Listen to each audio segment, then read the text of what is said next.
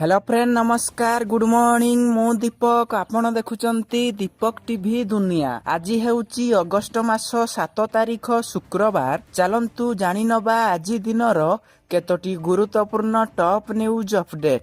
प्रथम अपडेट आजिठु बढ़िबो वर्षा। एही सबु जिल्ला रे प्रबल छेचिबो वर्षा। शुक्रवार उत्तर एवं दक्षिण ओडिशा रे प्रबल वर्षार संभावना रहिछि। केन्दुझर एवं मयूरभंज रे प्रबलरु अति प्रबल वर्षा होइपारे। उत्तर ओडिशा एवं दक्षिण ओडिशार विभिन्न स्थान रे प्रबल वर्षार संभावना अछि। पाणीपाग विभाग एभली सूचना देइछि। ସେହି ଜିଲ୍ଲାଗୁଡ଼ିକ ହେଉଛି ବାଲେଶ୍ୱର, ଭଦ୍ରକ, ଯାଜପୁର, ସୁନ୍ଦରଗଡ଼, ଦେବଗଡ଼, ଅନୁଗୁଳ, ଢେଙ୍କାନାଳ ଏବଂ ଗଞ୍ଜାମ ଜିଲ୍ଲାରେ ପ୍ରବଳ ବର୍ଷା ହୋଇପାରେ। ପରବର୍ତ୍ତୀ ଖବର ଗ୍ରାହକଙ୍କ ପାଇଁ ଖୁସି ଖବର। ଶସ୍ତା ହୋଇଯିବ ପେଟ୍ରୋଲ ଏବଂ ଡିଜେଲ। ଆଜି ବିଶ୍ୱ ବଜାରରେ ଅଶୋଧିତ ତୈଳ ଦରରେ ବଡ଼ ଧରଣର ହ୍ରାସ ଦେଖାଦେଇଛି।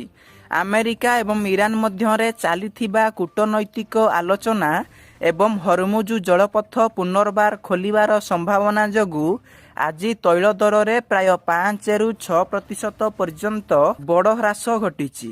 ଗତ 3 ସପ୍ତାହ ମଧ୍ୟରେ ଏହା କ୍ରୁଡ୍ ଅଏଲର ସବୁଠୁ ନିମ୍ନ ସ୍ତର ବୋଲି କୁହାଯାଉଛି। ପରବର୍ତ୍ତୀ ଖବର ହାଣ୍ଡିଶାଳରେ ମହଙ୍ଗା ମାଡ଼ ବଢ଼ୁଛି। ଡାଲି ତେଲଠୁ ଆରମ୍ଭ କରି ସବୁ ପ୍ରକାର ରାସନର ଦର। ଦେଶରେ ହୁ ହୁ ହୋଇ ଖାଦ୍ୟ ସାମଗ୍ରୀର ଦର ବଢ଼ି ଚାଲିଥିବା ବେଳେ ଏହାର ପ୍ରଭାବ ସାଧାରଣ ଖାଉଟିଙ୍କ ଉପରେ ପଡ଼ୁଛି। ଗଲା 5 ମାସ ହେବ ବଢ଼ି ଚାଲିଛି ଅତ୍ୟାବଶ୍ୟକ ସାମଗ୍ରୀର ଦର। ଡାଲି କେଜି ପ୍ରତି 8 ଟଙ୍କା, ତେଲ ଲିଟର ପିଛା ବଢ଼ିଲାଣି 6 ଟଙ୍କା।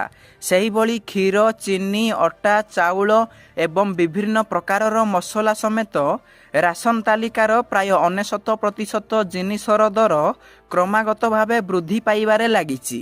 ଅର୍ଥନୈତିକ ବିଶ୍ଳେଷକ ଏବଂ ବଜାର ବିଶେଷଜ୍ଞଙ୍କ ମତରେ ଆଗାମୀ ଦିନରେ ଆସୁଥିବା ପର୍ବପର୍ବାଣୀ ଋତୁରେ ଏହି ମହଙ୍ଗା ଆହୁରି ଭୟଙ୍କର ରୂପ ନେଇପାରେ ବୋଲି ସୂଚନା ମିଳିଛି।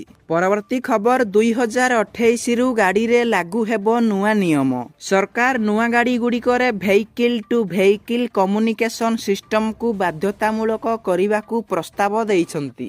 ଏହି ପଦକ୍ଷେପର ଉଦ୍ଦେଶ୍ୟ କାର, ବସ୍, ଟ୍ରକ୍ ଏବଂ 2 ଚକିଆ ଗାଡ଼ିକୁ ରିଅଲ ଟାଇମ୍ ସୂଚନା ପ୍ରଦାନ କରିବାରେ ସକ୍ଷମ କରିବା, ଯେଉଁଥିରେ ଧକ୍କା ହେବାରେ ରୋକ ଏବଂ ଡ୍ରାଇଭରକୁ ବିପଦ ଆଶଙ୍କା ପୂର୍ବରୁ ସତର୍କ କରାଇବା ଏବଂ ଏକ କନେକ୍ଟେଡ ଟ୍ରାନ୍ସପୋର୍ଟେସନ ଇକୋସିଷ୍ଟମର ଭିତ୍ତିଭୂମି ସ୍ଥାପନରେ ସାହାଯ୍ୟ ମିଳିପାରିବ।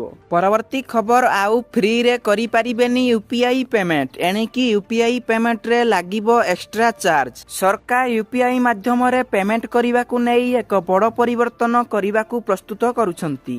ଅର୍ଥମନ୍ତ୍ରୀ ନିର୍ମଳା ସୀତାରମଣ ସଂସଦରେ ପେମେଣ୍ଟ ଆଣ୍ଡ ସେଟଲମେଣ୍ଟ ସିଷ୍ଟମ ଆକ୍ଟରେ ସଂଶୋଧନ ବିଧେୟକ ଉପସ୍ଥାପନ କରିଛନ୍ତି। ଏହା ଜରିଆରେ ଆଗାମୀ ସମୟରେ ବଛା ବଛା ୟୁପିଆଇ ଟ୍ରାଞ୍ଜାକ୍ସନ ଉପରେ ଚାର୍ଜ ଲଗାଇବାର ଆଇନଗତ ଢାଞ୍ଚା ପ୍ରସ୍ତୁତ କରାଯାଉଛି। ତ ସରକାରଙ୍କ ନୂଆ ୟୁପିଆଇ ଟ୍ରାଞ୍ଜାକ୍ସନ ସିଷ୍ଟମ ଅନୁଯାୟୀ 2000 ଟଙ୍କାରୁ ଅଧିକ ପରିମାଣର ୟୁପିଆଇ ଟ୍ରାଞ୍ଜାକ୍ସନ ଉପରେ 0.3% 0.5% ଶୁଳ୍କ ଲଗାଯିବ ଏବଂ ଏହି ଶୁଳ୍କ କେବଳ ସେହି ବଡ଼ ବ୍ୟବସାୟୀମାନଙ୍କ ଉପରେ ଲାଗୁ କରାଯିବ ଯାହାଙ୍କର ବର୍ଷକୁ ଟର୍ନ ଓଭର 1.5 କୋଟି ଟଙ୍କାରୁ ଅଧିକ ହୋଇଥିବ ଏବଂ ଛୋଟ ବ୍ୟବସାୟୀମାନଙ୍କ ଉପରେ କୌଣସି ବି ଚାର୍ଜ ଲଗାଯିବ ନାହିଁ।